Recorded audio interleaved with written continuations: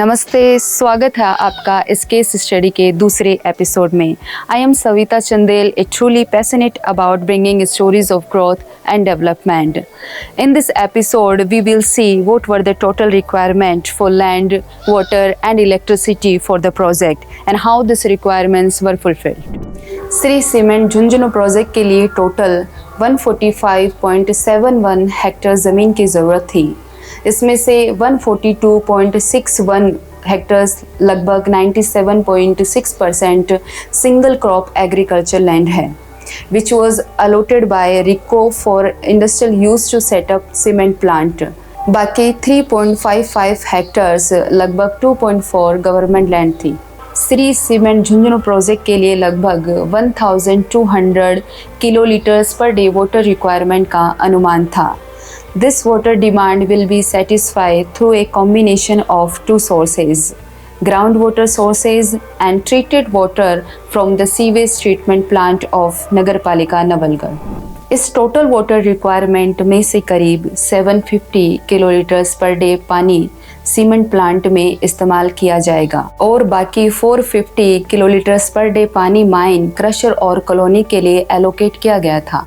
To ensure compliance and sustainability, the project obtained prior permissions and approvals from the Central Groundwater Authority.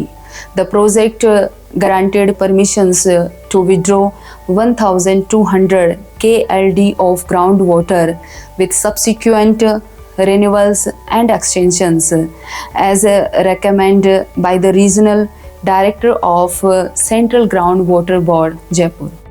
इसके अलावा STP treated water of नगरपालिका नवलगढ़ का use भी किया जाएगा।